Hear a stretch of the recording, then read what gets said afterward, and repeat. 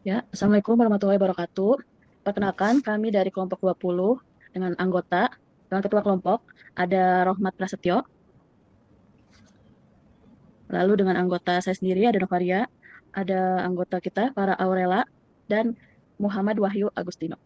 Di sini kami akan mempresentasikan tugas dari proyek mata kuliah Internet of Things yang nanti saya izin untuk share screen ya.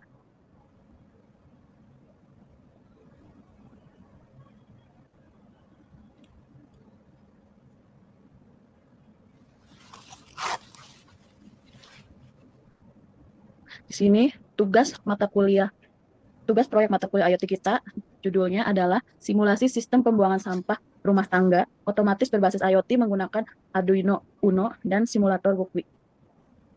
Untuk latar belakang dari proyek ini adalah pengelolaan sampah rumah tangga yang ada di lingkungan kita masih dilakukan secara manual, serta adanya resiko penyebaran penyakit karena kontak langsung dengan tempat sampah, sehingga perlunya sistem yang higienis dan efisien.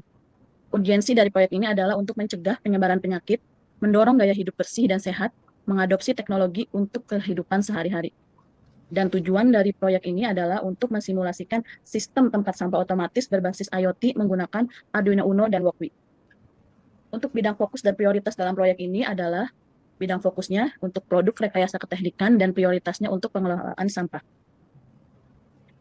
Kontribusi proyek ini terhadap SDGs dan Asta Cita adalah untuk SDGs yang didukung untuk kehidupan sehat dan sejahtera, dan untuk Asta Cita adalah untuk pembangunan SDM, sains, teknologi, dan kesehatan. Untuk selanjutnya akan disampaikan oleh rekan saya, Muhammad Wahyu Agustino. Oke, selanjutnya izin share screen ya. Oke, kita share screen dulu. Oke, untuk selanjutnya adalah metode dan prosedurnya. Metode yang digunakan adalah perencanaan sistem virtual berbasis Wokwi. Tahap awal ini melibatkan pembuatan desain sistem secara virtual menggunakan platform Wokwi. Platform ini digunakan untuk merancang dan mensimulasikan rangkaian elektronik secara digital, memungkinkan pengujian awal konfigurasi komponen sebelum implementasi fisik. Proses ini mencakup pemodelan alur kerja sistem untuk memastikan kompatibilitas dan efisiensi desain. Yang kedua adalah pemrograman Arduino dengan sensor ultrasonik dan servo. Pada tahap ini, pengembangan perangkat lunak dilakukan menggunakan lingkungan pengembangan Arduino. Untuk mengendalikan operasional sistem, sensor ultrasonik diprogram untuk mendeteksi jarak dengan memanfaatkan prinsip pantulan gelombang suara, menghasilkan data yang digunakan untuk pengambilan keputusan.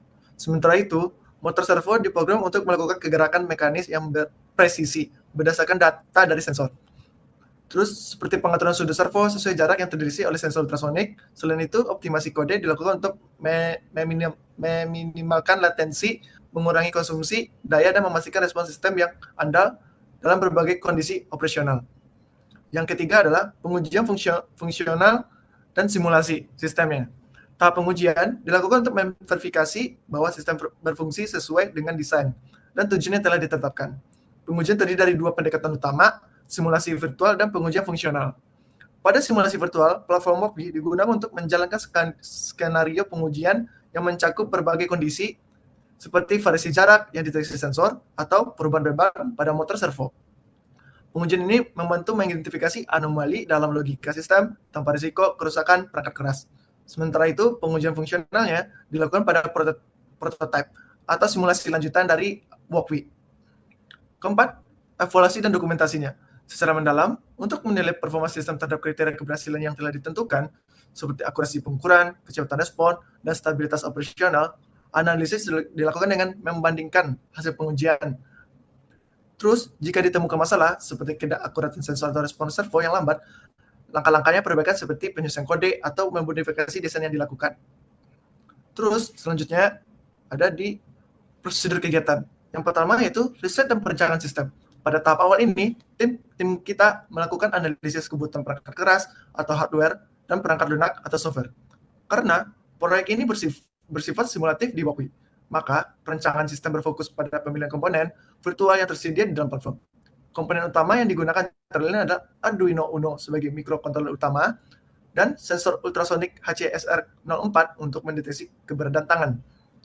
Terus yang kedua, servo motor sebagai aktuator untuk membuka dan menutup tutup tempat sampahnya. Dan yang ketiga, LED sebagai indikator sistem aktif atau tidak. Yang keempat adalah breadboard, virtual dan kabel penghubung. Ya, untuk selanjutnya akan dilanjutkan oleh Kak Farah. Kak Farah, kami persilakan. Baik, pada Kak Wahyu. Sebelumnya saya izin share screen dulu ya. Nah, di sini saya akan melanjutkan presentasi kembali tentang metode dan prosedur. Di sini yang kedua, saya akan menjelaskan tentang penulisan kode program.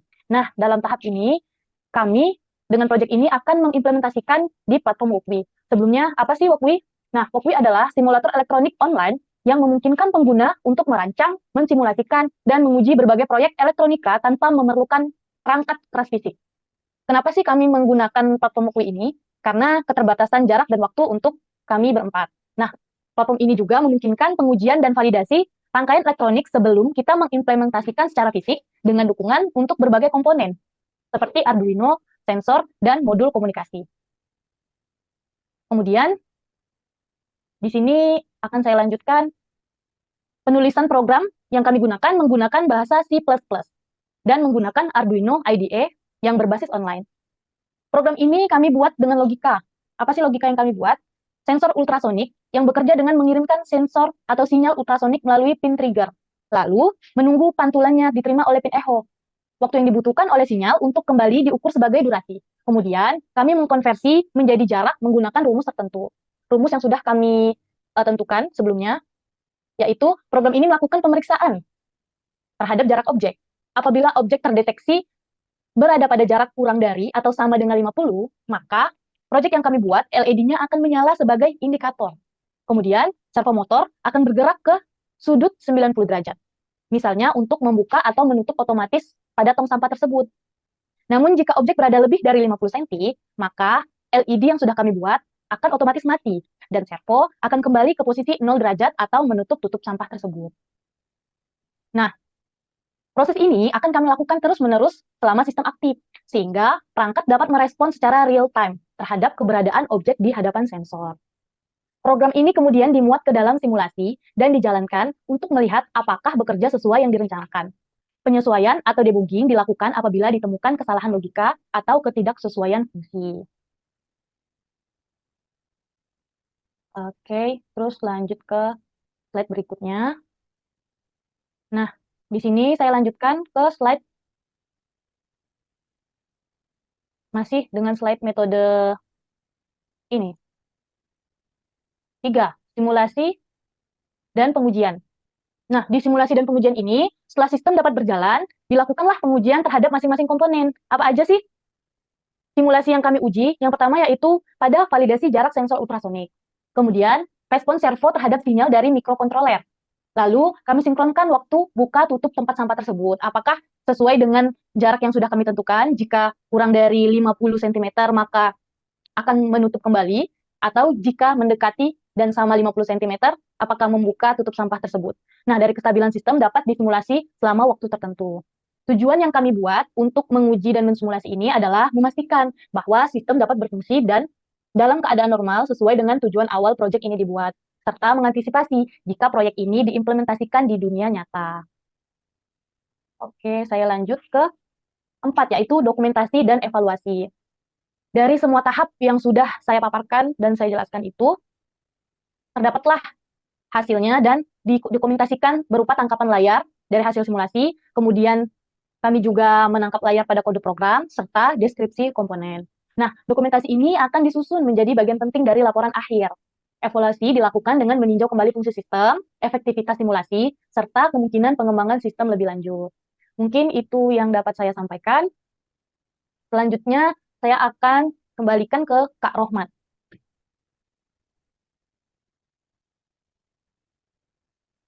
Baik, terima kasih atas kesempatannya. Saya akan melanjutkan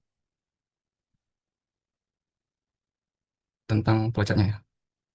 Perkenalkan, nama saya Rahmat Eko Prastio, NIM 240401020204.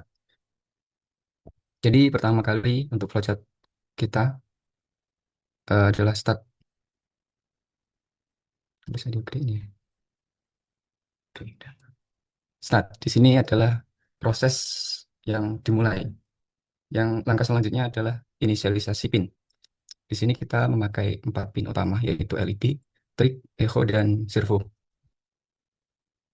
Di sini di bagian ini kita menetapkan pin input ataupun output pada microcontroller. Kebetulan kita pakai Arduino. LED ini untuk output, trig ini untuk output, jadi berfungsi untuk mengirim sinyal nantinya. Echo ini untuk input yang menerima pantulan dari sensor, dari objek maksud saya. Lalu yang keempat ada servo, ini fungsinya untuk output, jadi ini nantinya untuk mengatur sudut servo.